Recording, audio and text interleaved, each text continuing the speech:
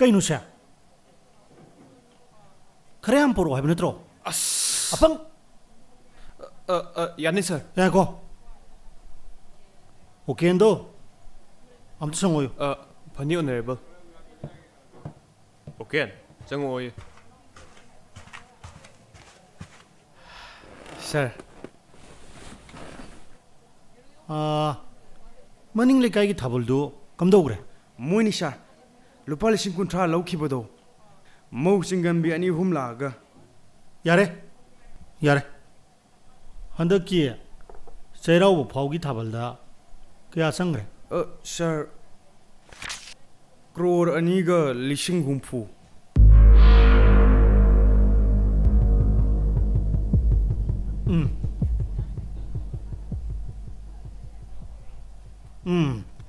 Pio. Pigadam. Sir. Hoji Piba Matam. Pio. Hoi sir. Code of conduct like took the Kamwadi. Sir. Election notification talk 3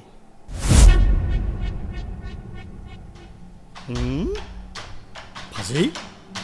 Azagadori? Sir. Pio. Sir. Adu Pigadam. Ani sir. Pio. Pijage sir. Amumsa. Mapanami po nami do kay hodorobra. Kamdo hori. Sir. Hojik na win hegat hore sir. Alu ngawban. Inkol gi alu ni. Mun ngorabani khura. Isagi inkol la hoba mana masing chaba simuk phaba leitabani. Law noisu law.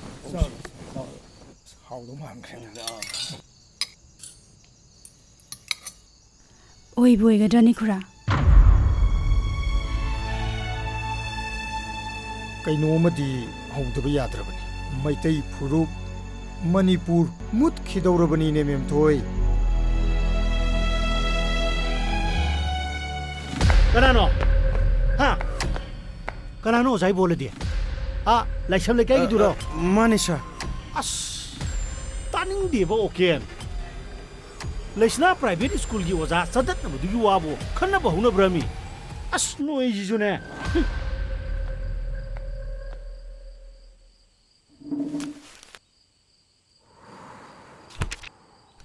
Tamumsa. Somda ikoisa na election naksalak pasida nomada chading tawribase.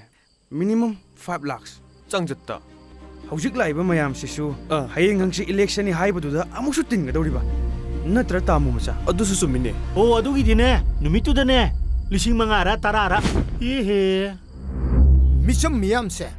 Phajan wahan ba. Kham theng wahan ba. Drug oigera, terrorism oigera. Warabani na sel khajikta da phawa. Masagi right yon thorakpa. Leiba ki khanba sanghandaba. Aina lisingani pige habada. Tongingdaba thabakto. Sopnagi lupa chama pibada. Harau tonginghanba.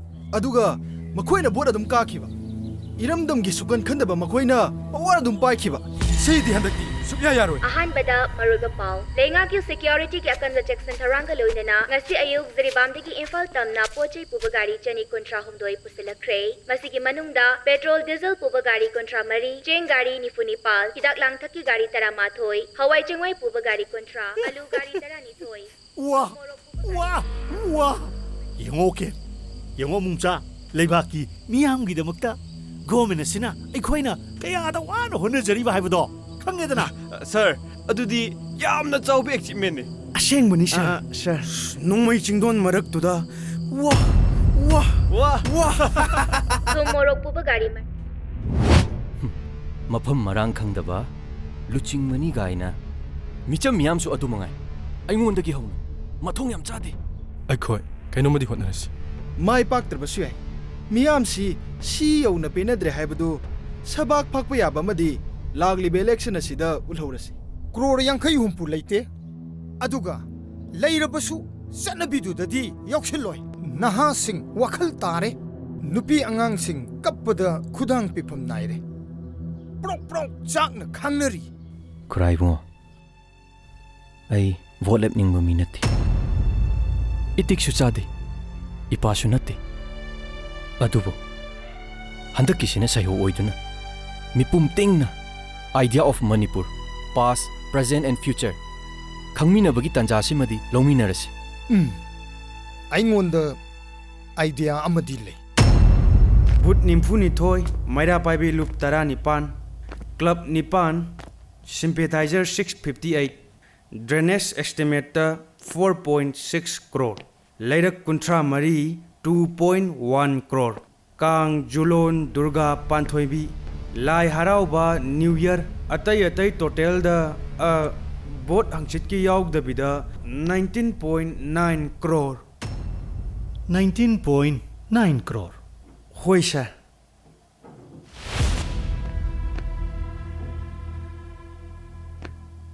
ꯑꯗꯨ ꯈꯛꯇ ꯃꯥꯅꯤ ꯁꯥꯔ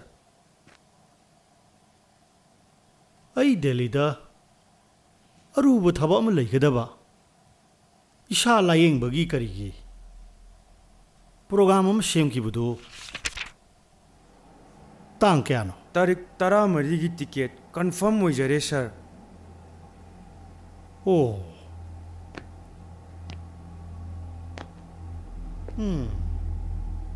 ꯁꯣꯔ ꯑꯃꯨꯛꯇꯪꯗꯤ ꯍꯣꯟꯇꯣꯛꯎꯁꯤꯗꯩꯕꯣ ꯁꯥꯔ ꯅꯨꯡꯁꯤ ꯆꯥꯅꯕ ꯂꯩꯔꯕꯇꯗ ꯆꯥꯎꯈꯠꯄ ꯄꯣꯔꯛꯄ ꯉꯝꯒꯅꯤ ꯅꯠꯇꯦ ꯁꯣꯔꯤ ꯆꯥꯎꯈꯠꯄ ꯂꯩꯔꯕꯇꯗ ꯏꯪꯕ ꯆꯤꯛꯄ ꯂꯥꯛꯀꯅꯤ ꯀꯔꯝꯕꯅ ꯍꯥꯟꯗꯣꯏꯅꯣ ꯑꯁ ꯋꯥꯈꯟ ꯇꯥꯗ꯭ꯔꯦꯗ ꯑꯗꯨꯗ ꯈꯪꯗꯦ ꯁꯦꯜ ꯄꯤꯅꯤ ꯑꯩꯉꯣꯟꯗ ꯚꯣꯠ ꯄꯤꯕꯤꯌꯨ ꯃꯌꯥꯝꯅ ꯅꯨꯡꯁꯤꯕꯤꯌꯨ ꯋꯥ ꯂꯣꯏꯔꯦ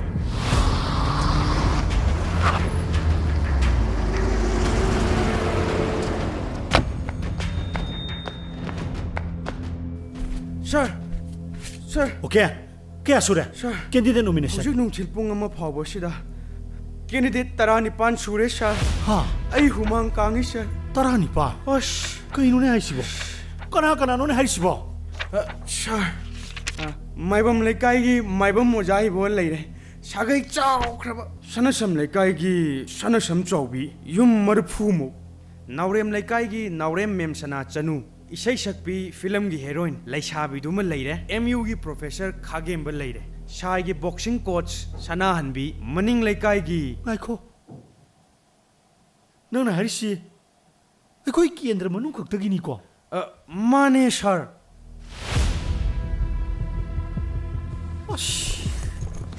ꯂꯥꯛꯄ ꯅꯠꯇ꯭ꯔꯣ ꯀꯌꯥ ꯁꯨꯔꯦ ꯅꯣꯃꯤꯅꯦꯁꯟꯗꯣ ꯍꯧꯖꯤꯛ ꯐꯥꯎꯗ ꯀꯌꯥꯕ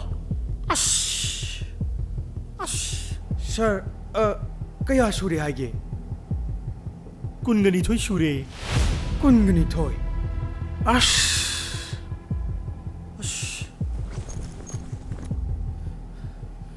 ꯑꯃꯨꯝꯆꯥ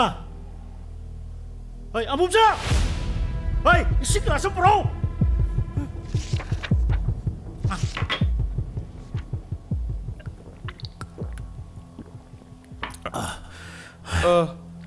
ꯑꯣꯅꯔꯦꯕꯜꯕꯨ ꯑꯈꯥꯝ ꯂꯩꯀꯥꯏꯗꯗꯤ ꯍꯥꯟꯅ ꯚꯣꯠ ꯀꯥꯈ꯭ꯔꯕ ꯑꯝꯇ ꯆꯪꯕꯤꯔꯛꯀꯅꯨ ꯆꯪꯉꯛꯑꯗꯤ ꯈꯣꯡ ꯊꯥꯡꯗꯣꯛꯅ ꯀꯛꯀꯅꯤꯅ ꯍꯦꯛꯇ ꯆꯥꯎꯅ ꯊꯦꯠꯂꯧꯋꯦ ꯁꯥꯔ ꯈꯣꯡ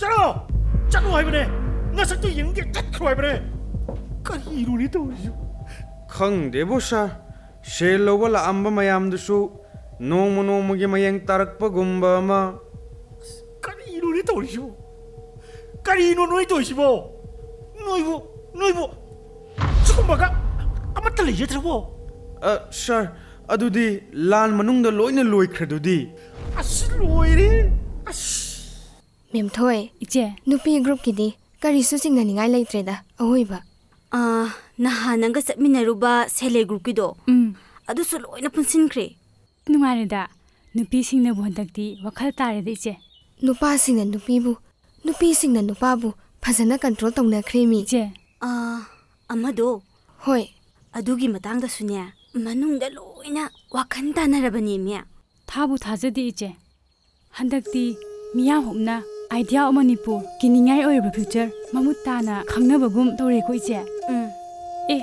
ꯈꯨꯔꯥ ꯍꯣꯏ ꯂꯥꯛꯏꯅꯦ ꯏꯆꯦ ꯑꯩꯈꯣꯏꯁꯨ ꯊꯣꯛꯅꯕ ꯇꯧꯁꯤ ꯏꯆꯦ ꯍꯣꯏ ꯃꯦꯝꯊꯣꯏ ꯅꯨꯡꯗꯥꯡ ꯑꯃꯨꯛ ꯃꯌꯥꯝ ꯂꯥꯛꯇꯣꯏꯅꯤ ꯁꯪꯅꯗꯣꯏꯅꯤꯀꯣ ꯍꯣꯏ ꯏꯆꯦ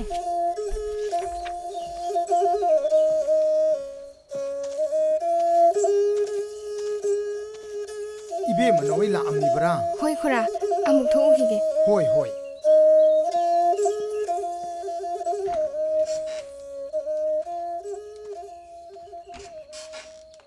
Sel kharadi changani dana. Aina tauni. Mayam cha amamam thaktabadi yapo nati. Namong nupigi sana machet tu su. Ngaiko. Madu lairi. Nomination si mi kun mangadang di suhaning bani. Mi si Atai constituency kharagidi mi tara hena file tongnarama le khurai bungo.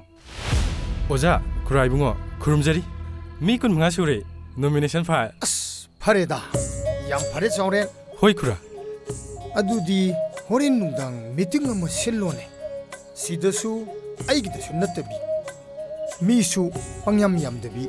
adudi ngayon biabo urirege de sinjarage Laikai sida lakadori ba election asiga mai lainana kanagumba candidate amattana sel yenbiganu wayen kati lay hana vote lekhroba candidate amatta laikai sida changbirakanu haidana khanganjari kanagumba candidate sina sel yelakpa matamda sel lawramba thoklabadi maduda thorakpa afafatta khudima isa isana pubigadobani haidana club ki maikedi Loiresha. Pumloi loiresha.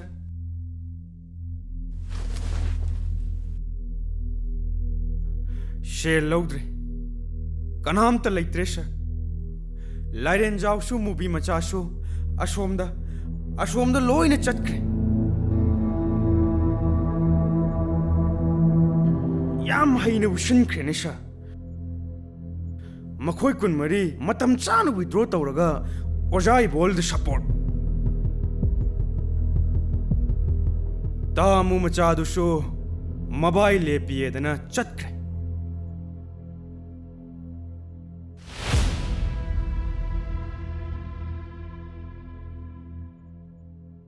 Noina teimadi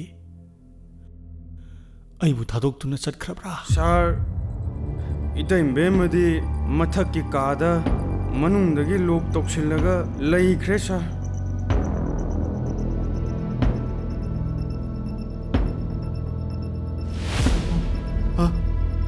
Bot masing thibudi loigrabra.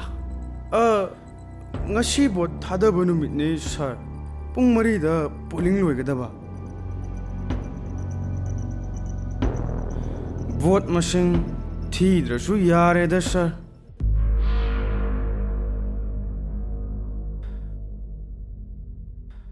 Tashna matum. Tashna. Laikai gi yambani nangse.